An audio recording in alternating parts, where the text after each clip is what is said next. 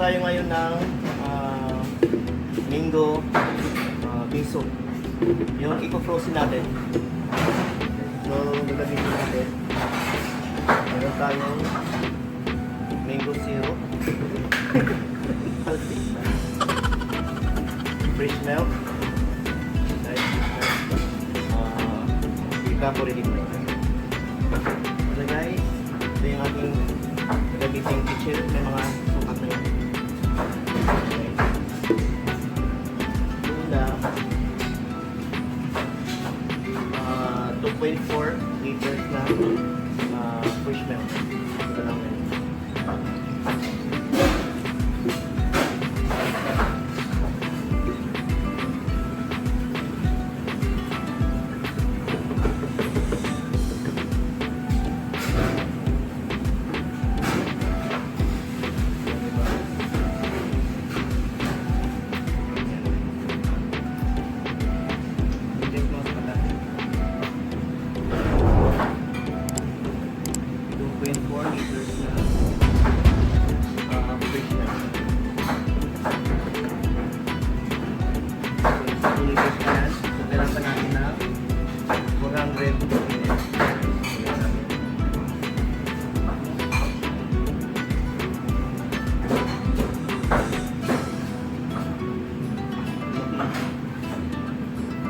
Guys, ito na sa 2.4 liters.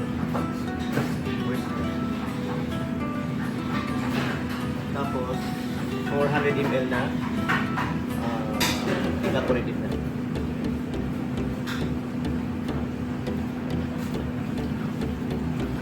Pasikan eh.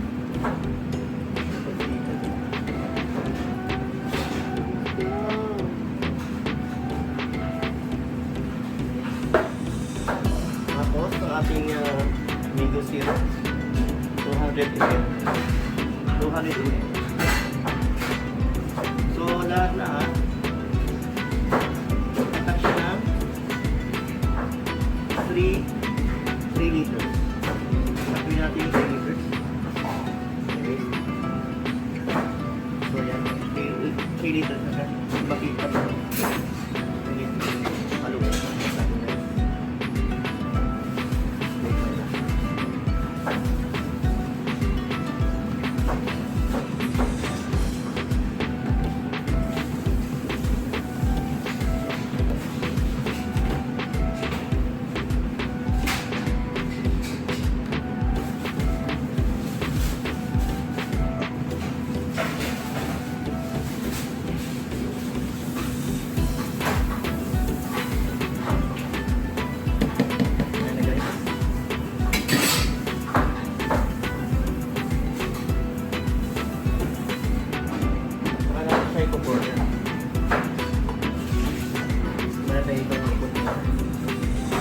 Mari 12 feet ito.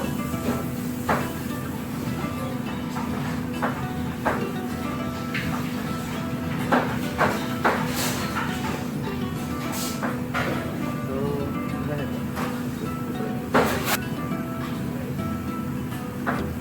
Basta na lang natin.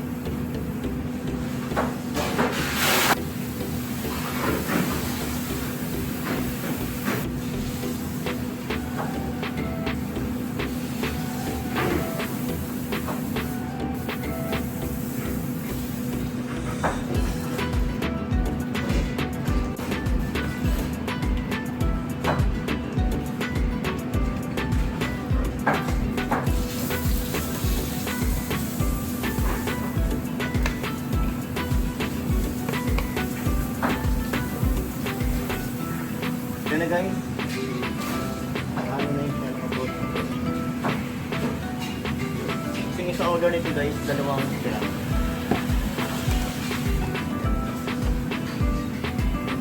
Depera natin ito. Kasi na rin tayo sa loob. Yan mo siya. Nila na ito.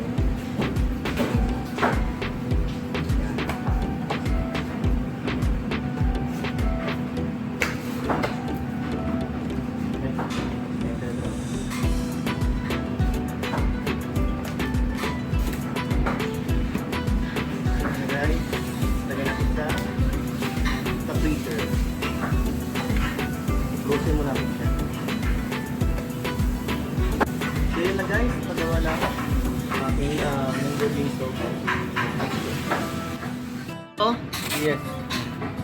ayun guys, meron tayong order na mango bingsu. Ang gagawa ay si Chef Ratan. Okay guys, so yan.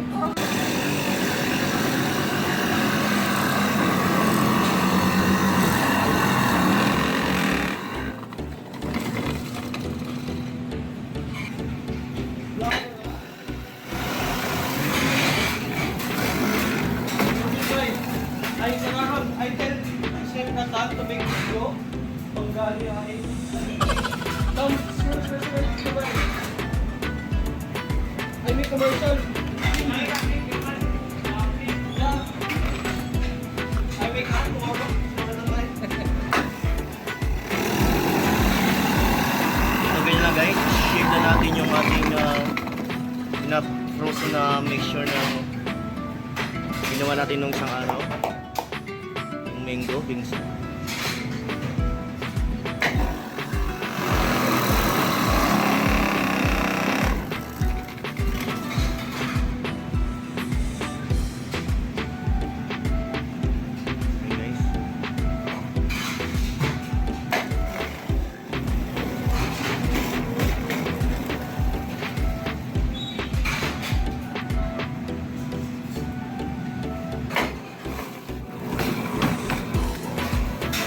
Guys, nagdadabog na siya guys.